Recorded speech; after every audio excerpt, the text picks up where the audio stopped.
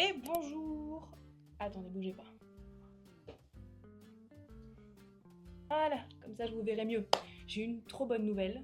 J'ai travaillé avec une marque de sport récemment et on a fait un affichage 4x3 et ça y est, il est exposé sur l'île. Enfin, exposé, il est visible. Donc on va ensemble aujourd'hui aller le voir, mais c'est pas tout parce qu'on va aussi acheter du tissu parce que je suis en train de préparer quelque chose. Donc voilà, je suis trop contente. Le programme d'aujourd'hui, c'est que je vais répondre à toutes vos questions sur le studio, notamment comment est-ce que j'en vis, comment est-ce que j'arrive à trouver des clients, etc., etc. Comment est-ce que je me suis lancée dans le graphisme, mais aussi vous parler d'une nouvelle marque que je vais lancer. J'allais dire peut-être, mais il n'y a pas de peut-être que je vais lancer.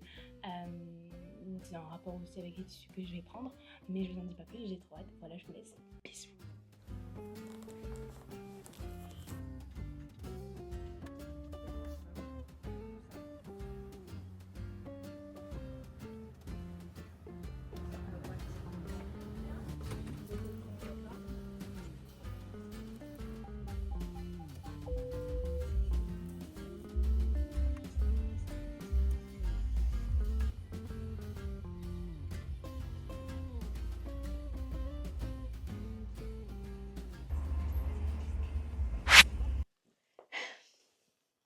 Voilà. On a été du coup à Maison Bamin, Bamin, je crois. Je me rappelle plus, mais je crois que c'est Bamin. Et je vous jure, déjà en fait, j'y suis avec ma maman et avant elle habitait à Saint-Denis. Donc elle m'expliquait qu'il y a 30 ans, elle allait déjà dans ce magasin-là. Et c'est juste incroyable le fait qu'il y ait encore des magasins déjà qui restent. Hyper dur. Et puis en plus, elle m'a dit qu'elle reconnaissait le boug et tout. Donc trop mignon. En plus, tout le monde était adorable. On est tombé sur une dame qui, du coup, qui m'a conseillé et puis qui m'a pris mon tissu. La pauvre, je lui faisais partir dans tout le magasin. Mais elle a été adorable. Tout le monde était adorable. Et même le petit monsieur à la fin, vraiment pépite. Donc si vous avez besoin de tissu, franchement, n'hésitez pas à y aller. Et si vous avez des petits magasins à me recommander. Je vais vous montrer les tissus. Alors déjà, on a celui-là que je trouve beaucoup trop beau. Et puis il est tout doux. C'est incroyable. Celui-là, on me l'a ramené de Maurice. Celui-là, qui est juste beaucoup trop beau, je suis fan. On a forcément un tissu léopard. J'ai la vision sur celui-là. En fait, autant j'ai la vision, je sais pas, soit c'est trop beau, soit ça va être trop laid, mais il n'y aura pas de juste milieu. Je sais pas si vous voyez ce que je veux dire. En plus, il est trop doux. Je pense que le premier enfin celui que je vais m'en faire pour moi, ça va être dans ce tissu-là. Et ensuite, on a une broderie anglaise. Celui-là, il est trop beau. Au niveau des... Regardez pas mes ongles. Je vous dis de suite, ça va pas le faire si vous commencez à juger mes ongles. Donc, hop, beaucoup trop beau aussi. Trop beau. Celui-là, il va être canon. Donc, on a du tissu pour l'intérieur et du tissu pour l'extérieur. Donc ces deux-là vont être pour l'intérieur. Et ces deux-là, je pense, pour l'extérieur. C'est pas je pense. Ensuite, on a aussi celui-là. Il est beaucoup plus épais. Et vous voyez, en fait, il peut vraiment rendre super bien. Je l'aime trop celui-là. Et enfin, ce que j'ai trouvé ce matin à Maison Bagnan, c'est cela. Déjà, on a le marron en ce moment. Mais je pense que c'est parce que c'est la couleur de l'année. Celui-là, mais quand je l'ai vu, je me suis dit, je peux pas ne pas le prendre. Regardez comment il est beau. Bon, faut avoir la vision, hein, mais... Des motifs comme ça. Bref, c'est trop beau. Ça va être canon, ça va être canon, ça va être canon. Ensuite, on a celui-là. Je trouve trop mignon. J'aime vraiment beaucoup. Bon. Et enfin, le dernier, un de mes préférés aussi. C'est ce tissu en nid d'abeille, il faut que j'arrête. Mais c'est juste beaucoup trop beau. Voilà, c'est un nid d'abeille, il n'est pas blanc, il est crème. Parce que je trouve que le blanc, c'est beaucoup trop blanc. Le blanc, c'est beaucoup trop blanc. Voilà. Okay, mais tout match en fait avec. Donc je pense que pour une première collection, ça peut être très très bien et canon. J'ai aussi acheté des petites, forcément des petites fermetures éclairs, même si ça en soi, j'en avais déjà. Donc, ça c'est fait. Ensuite, j'ai de la ouate aussi, mais bon, ça c'est, on me l'a ramené aussi de voyage de Maurice. Et j'ai aussi fait les fripes, parce que déjà, c'est pas cher. Comment vous dire que j'ai acheté un t-shirt à 3 euros. Et ensuite, c'est bon pour la planète. Voilà. Je viens de voir que c'est Shein. Mais c'est du Shein hein, de fripe. Donc en fait, c'est pas bien de commander sur Shein. Mais du Shein de fripe, ça peut être bien. Enfin, j'espère. Le t-shirt que j'ai acheté, 3 euros. Ensuite, si vous avez une petite poitrine comme moi et que vous cherchez des soutiens-gorge aussi parce que c'est galère à trouver ici, genre Undies ils font pas. Leur plus petite taille c'est juste trop gros. Voilà, on pleure en silence. Mais il y en a. On est à l'aise ici, hein. Moi je vous le dis de suite, on est à l'aise ici. Et j'ai trouvé ça, alors vous allez vous moquer de moi, mais vous pouvez vous moquer de moi. En fait, j'ai trouvé ça, c'est un haut de maillot de bain, d'accord? Et j'ai trouvé ça, mais trop mignon. Sauf que quand je l'ai montré, on m'a dit, mais Émilie, c'est Playboy. Et moi, je connais pas Playboy. C'est pas trop mignon. Regardez, il est trop mignon. Je savais pas ce que c'était. Donc j'ai commencé à regarder et tout. Je me suis dit, bon, est-ce que ça craint? Ça craint pas. Au pire, on s'en fout. Je l'ai acheté en fripe. Voilà, haut de maillot de bain que j'ai acheté en fripe. J'ai trouvé ça trop mignon, je l'ai acheté. Il n'y a pas plus. C'était juste trop mignon. Donc voilà, foutez-vous de ma gueule autant que vous voulez. Oh, mais regardez-moi ça. Je suis fan.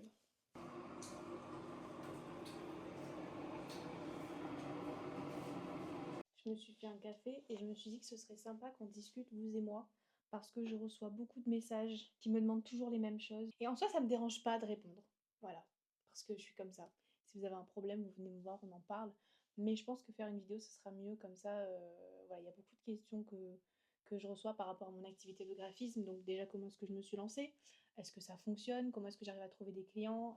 Est-ce que je me vois longtemps là-dedans? Donc c'est parti. Pour vous expliquer rapidement, moi j'ai fait un BTS communication, donc à Le Comte de Lille à Saint-Denis. Ensuite j'ai fait donc toute ma période, moi j'étais à Créalise, donc Créalise qui est actuellement, attendez je cherche le nom, je me rappelle plus, c'est Digital Collège, voilà.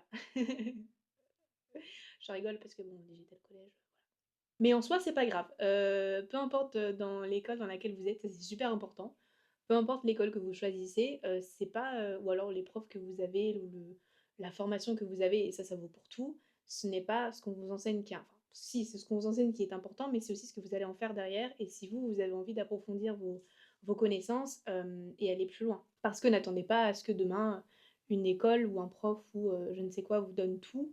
Il va certes vous donner les bases, mais c'est à vous après d'approfondir, d'aller chercher, d'enrichir et surtout de vous rendre expert dans un des domaines. Je ne me suis pas arrêtée à là, c'est-à-dire que j'ai fait aussi j'ai passé des diplômes sur internet, donc j'ai fait aussi une formation dans le graphisme, j'ai fait une autre formation qui est la formation du studio KI, il me semble que c'est ça. C'était une super formation qui m'a aidé en fait déjà justement à être crédible, etc. Parce que ça en fait c'est quelque chose que tu peux apprendre de toi-même, mais c'est toujours mieux si tu peux gagner du temps et pouvoir en fait l'apprendre. Donc au début c'est beaucoup d'investissement. J'ai aussi investi dans des processus clients, dans des tableaux de bord, dans des espaces collaboratifs. Enfin voilà, c'est vraiment que du processus. Mais c'est pas quelque chose que je faisais avant, c'est quelque chose que j'ai fait assez récemment. Et c'est vrai qu'au début, si j'avais pu faire cet investissement-là avant, je l'aurais fait. Mais bah voilà, je regrette un peu parce que j'ai perdu du temps, mais finalement, au final, c'est comme ça qu'on apprend. On fait des erreurs et on apprend. Mon parcours, donc BTS communication, ensuite j'ai fait un bachelor 3 marketing digital et social media, quelque chose comme ça. Et puis j'ai fait du coup un master web marketing. Et donc j'ai ouvert mon studio de communication. Enfin, j'aime pas trop dire de communication parce qu'en soi, c'est pas ce que je fais. Je fais du graphisme et des sites internet, donc des identités visuelles, des logos, etc. Il faut savoir que je n'ai pas lancé mon studio directement. En fait, ce qui s'est passé, c'est que pendant ma troisième année d'études, donc pendant mon bachelor, j'ai commencé à créer, bah, comme tout le monde, en fait, finalement, des logos à droite à gauche contre des soins de micro-needling, etc. Par exemple, contre des services ou des prestations. Donc au début, je ne le faisais pas payer. Je le faisais gratuitement tout en expliquant aux entreprises qu'en fait j'étais encore en études, donc je ne le ferai pas payer. J'avais mon premier site internet, je crois que c'était pour un institut de beauté à La Réunion qui s'appelle Fanny. Non, la dame s'appelle Fanny.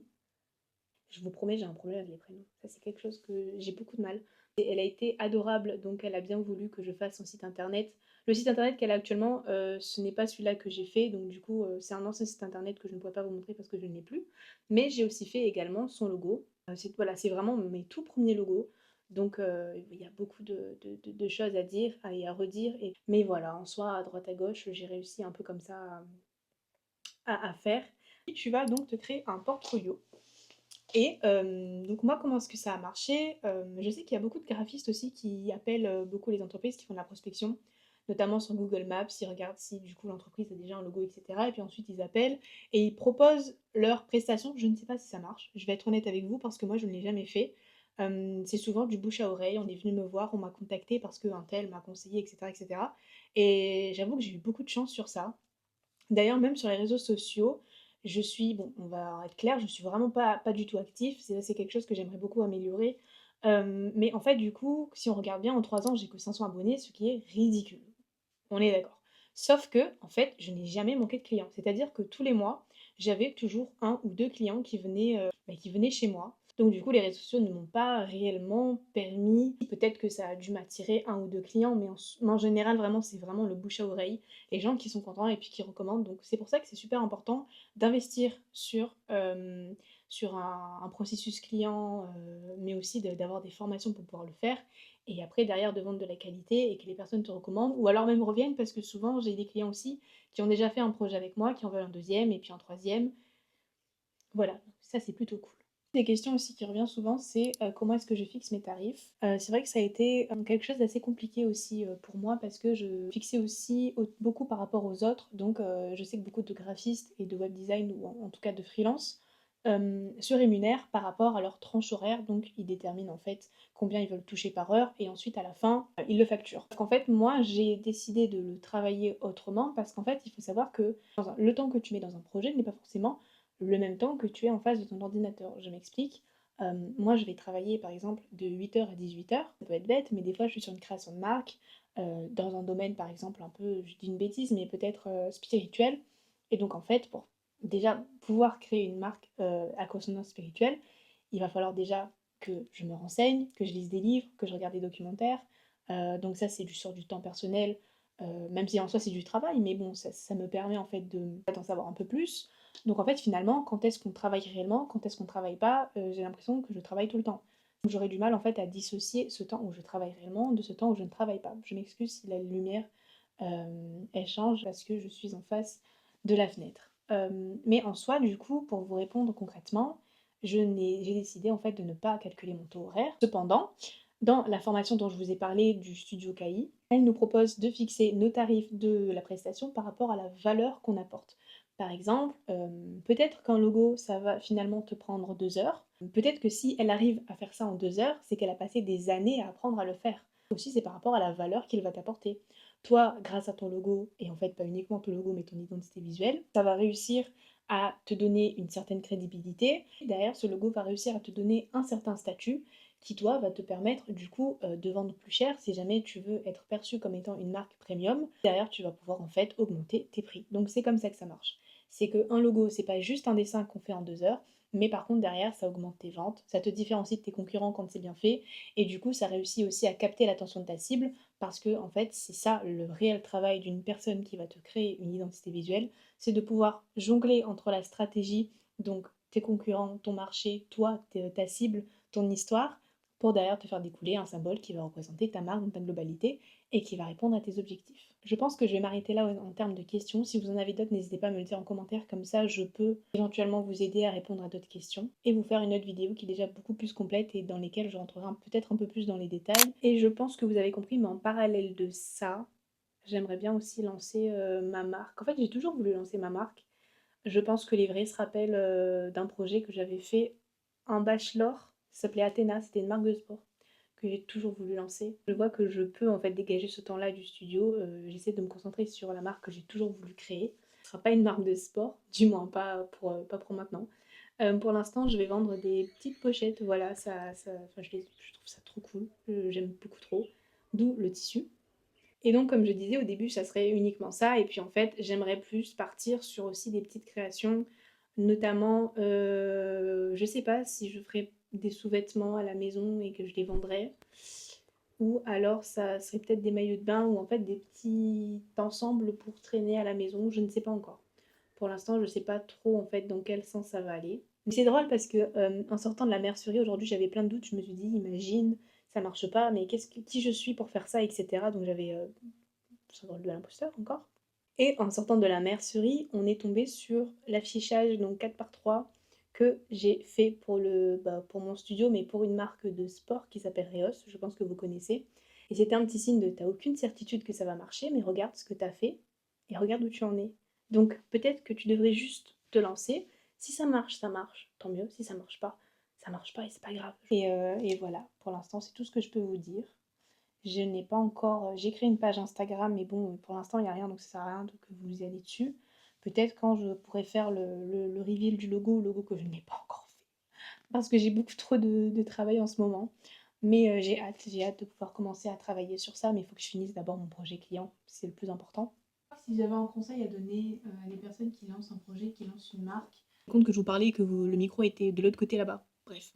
Donc, ayez une vision de ce que vous voulez faire, mais surtout de qui vous voulez être. J'ai des petits livres aussi que je peux conseiller, par exemple. Celui-là, il est trop bien. Donc, si vous avez l'immense pouvoir de changer votre vie, ou alors la vie que je veux, c'est incroyable. C'est super facile à lire. Franchement, limite, vous pouvez même le lire une fois par jour, tellement il est rapide. Voilà, c'est des livres de poche. Ils sont tout petits, hein. Forcément, Le Secret, voilà. Il y a The Power of Meaning, ça c'est un de mes livres phares aussi que j'adore. J'ai un autre livre aussi que j'aime énormément, c'est Your Dream Life Start Here. Bon, le premier qui m'attaque avec mon accent anglais, je le vire, je le bloque. Mais c'est vraiment un super livre en fait, qui vous permet de vous poser, et justement si vous n'avez pas la vision, si vous n'avez pas ce que vous voulez faire, il va vous aider en fait à l'écrire. J'ai aussi celui-là que ma sœur m'a offert. Voilà, tout bête, mais tous les matins et tous les soirs, j'écris un peu comment je me sens. Et ce, pourquoi je suis reconnaissant. Toujours être reconnaissant, les gars. Toujours être reconnaissant. En fait, je sais qu'on se plaint énormément, et pourtant, on a une belle vie. Enfin, je veux dire, on a une belle vie à partir du moment où on a de la nourriture dans le frigo, à partir du moment où on peut s'acheter des fruits et légumes, à partir du moment où on a de l'eau potable pour boire, on peut prendre une douche tranquillement, on peut sortir. Enfin, je vous promets que on est tellement chanceux dans nos vies, on se rend pas compte parce qu'on est toujours là à se plaindre sur les réseaux et à se comparer, etc. Mais on est tellement heureux. Ça, c'est un livre qui parle de ça aussi. Ça parle de la différence entre être heureux et connaître le bonheur. Et quand l'un est un sentiment, l'autre est plutôt en fait un état d'esprit ou une émotion. Je le lirai pas en anglais, vous vous démerdez, mais il est bien et vous pouvez l'avoir sur Spotify aussi, vous pouvez l'avoir en français, je crois que c'est L'art subtil, non, de s'en foutre. Vivez pour vous et dites non aux gens parce qu'on s'en fout. Bref. Ouais. Et si vous voulez vous lancer aussi en termes d'entrepreneuriat, forcément, Tony Neve, très bon, j'allais dire très bon mec, mais niveau mindset, il est impressionnant. Et donc, en fait, il a créé en fait, le livre qui est Solopreneur, l'art de créer un business en ligne au service de sa vie, et pas l'inverse.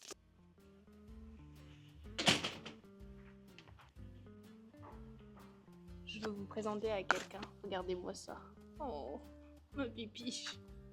Oh, bah oui. Tu veux pas te montrer un peu à la caméra? Non, je t'ai pas demandé de faire gigoter la caméra. C'est pas grave. Super important que je voulais dire, c'est que si jamais tu penses que tu veux commencer un projet ou que tu veux commencer une marque et que tu n'y arriveras pas, ce n'est pas parce que tu es plus bête que les autres, tu es plus incapable que les autres, c'est juste qu'en fait, tu ne crois pas en toi-même et tu ne crois pas en tes propres objectifs. Et simplement le fait d'y croire et de travailler, parce que c'est pas que y croire, mais c'est vraiment de travailler jusqu'à les atteindre, tu vas vraiment y arriver. Et souvent les gens ils se perçoivent comme quelqu'un, comme étant trop nul ou pas assez intelligent ou trop bête ou peut-être pas assez formé, etc. Mais une fois que tu décides ce que tu as envie de faire et que tu fais ce que tu as envie de faire, donc par exemple que tu fasses des études pour le faire, que tu te formes pour le faire, tu arrives vraiment toujours à tes résultats. Donc voilà, je m'arrête là pour ce vlog, je pense, parce que je suis fatiguée de parler, je parle beaucoup trop. Mais surtout que j'ai envie d'aller faire un peu de sport, ça fait un moment que j'ai pas fait du sport. Peut-être que ça va être la seule vidéo, je ne sais pas, la première et la dernière, ou alors la première d'une longue série, j'en sais rien. J'adore faire les choses comme j'ai envie de les faire, et si je sens que c'est plus aligné à moi et si j'ai pas envie de les faire, bah je les ferai pas. Donc on verra, notez quand même les idées, et puis si je vois que ça peut être chouette, je vais le faire. Avec le mot de la fin, je t'en prie, tu peux, on t'écoute. Eh ben, il n'y en aura pas. Voilà, bisous!